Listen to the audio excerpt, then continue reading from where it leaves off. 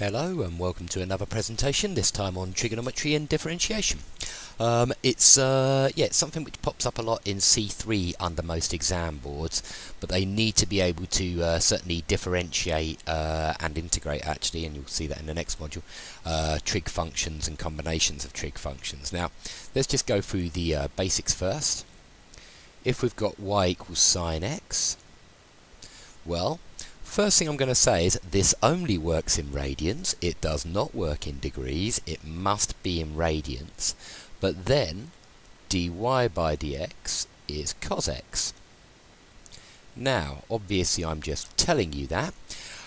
It is possible to justify it through first principles proof that sine x differentiates to cos x. I quite like using small angle approximations to do that.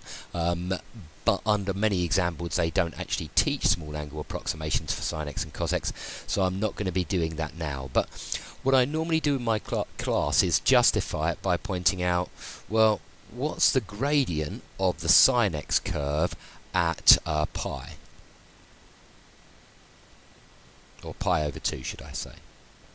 Sine x looks like this, obviously, and the gradient at pi over 2 should be 0 because it has a maximum there. Well, sure enough, if I plug in x equals pi over 2 into cos x, then that produces 0 because cos of pi over 2 is 0 because cos x goes through pi over 2 on the x-axis. And so sure enough we do end up with a gradient of 0 there. So I kind of make an argument like it looks right and it fits because I can't actually teach the proof from first principles without the small angle approximation, or I find it considerably easier anyway. And they don't need to know the proof for why sine x differentiates to cos x, but a little bit of justification like that is quite useful. Now, similarly, but not entirely the same, cos x differentiates to minus sine x.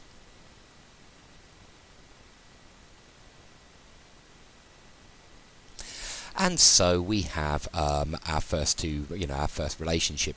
What I often get my students to do, or at least it was a student actually who pointed out to me that he liked to remind himself how it worked like this. He just always could remember the order sine cos minus cos. And if you're differentiating, you go down 1, and if you're integrating, you go up 1. And so we end up with that lovely little pattern, and it also loops round. So if you differentiate minus cos x, you're back to sine x, etc, etc, etc. They might find that useful for remembering how to differentiate sine x and cos x. Now it's natural to ask next how we differentiate tan x. Well, we need, of course, some rules which we've already covered, or you might have skipped that module, I don't know, but we need the rules for differentiating a quotient. And that we can do that by quotient rule, because tan x obviously is expressible as sine x over cos x. We could do it with product rule, but I'm going to do it with quotient rule. Now, quotient rule says this: if you're given y equals u over v, then dy by dx is the following. Now there's a little rhyme you can learn for quotient rule.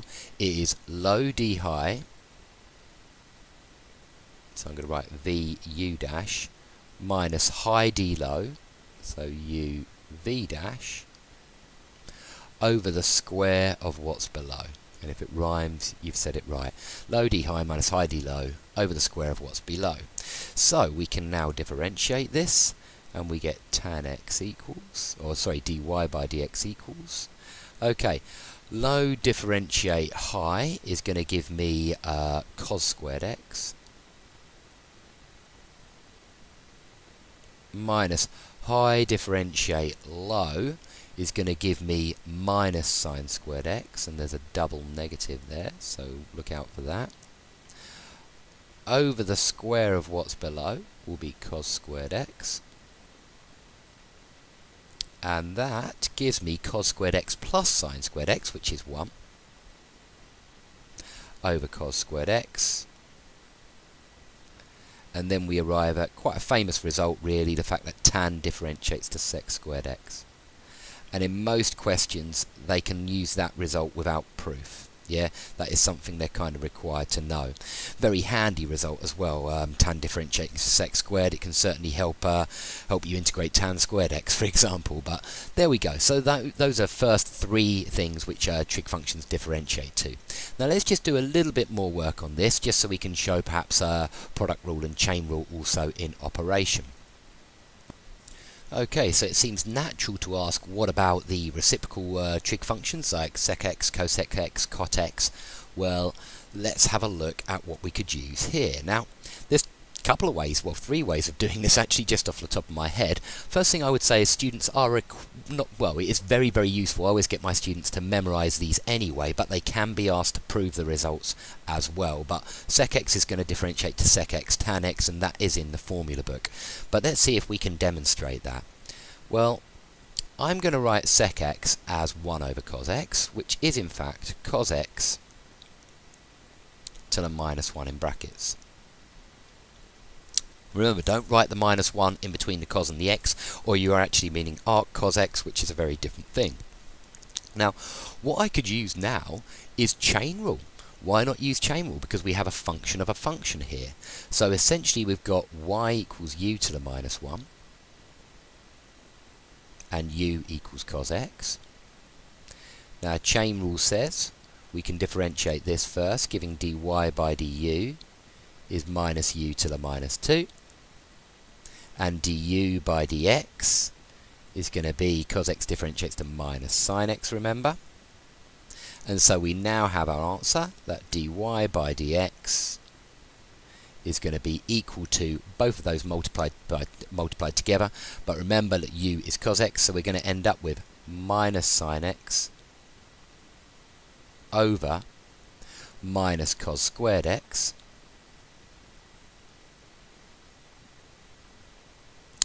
and that's the same as, obviously the negatives cancel, sine x over cos x times 1 over cos x, just through the laws of how we multiply fractions.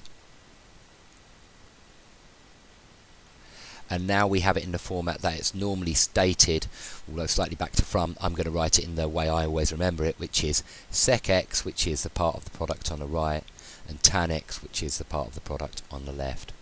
And I have the fact that sec x differentiates to sec x multiplied by tan x. And once again, it's a very useful result to know. So that's an example of reciprocal trig differentiation, and we've used the chain rule there, which is quite nice to demonstrate. Okay, what else could we consider?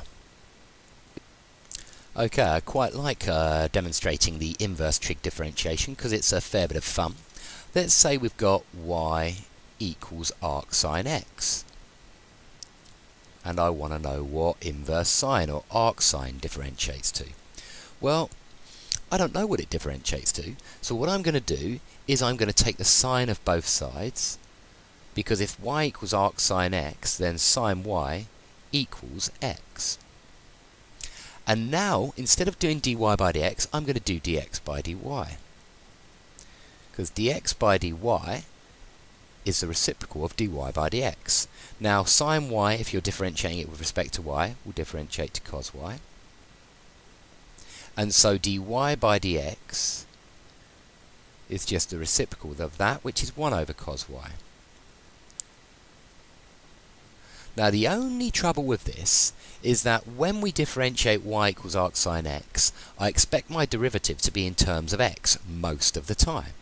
And so how am I going to get this in terms of x? Well, cos x and sine x are related through the fact that cos squared x plus sine squared x is 1, and it's the same if you're dealing with cos y and sine y.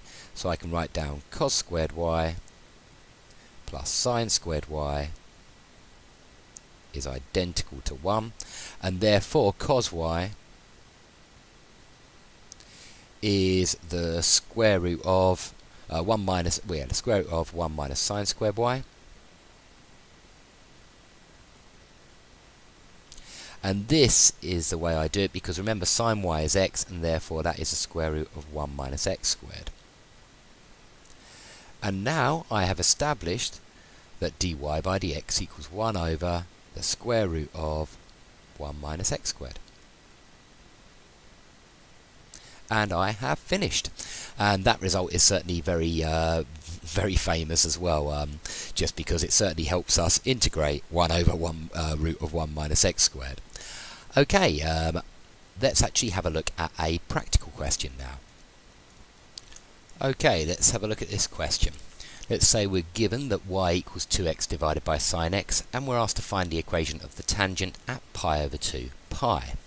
Now, this isn't an unusual question really. It's the kind of question you might be given, and really we're just using C1 and C2 techniques, apart from, of course, the quotient rule, which isn't what I'm going to need here, because naturally if I'm finding the equation of the tangent, I need to differentiate.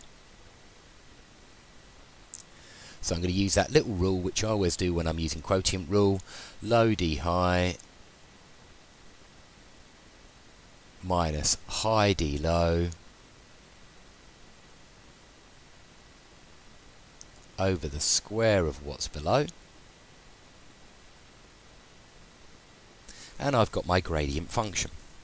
Now if I want to find the equation of the tangent, I need the gradient of the tangent. How do I do that? Well, I simply plug in x is pi over 2.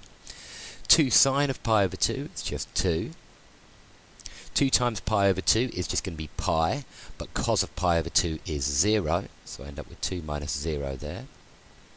Sine of pi over 2, as I've already pointed out, is just 1, and therefore square it, you still get 1, so I get my gradient of 2.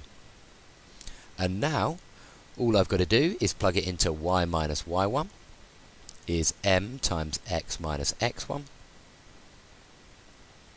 and so I get y minus pi is 2 times by x minus pi over 2, and that is going to simplify to a very beautiful result of just y equals 2x. And we're done. Okay, I hope you've enjoyed that presentation. It's just a quick reminder of how differentiation works with trig functions. Good luck with the unit assignment, and yeah, keep up the hard work. Bye bye.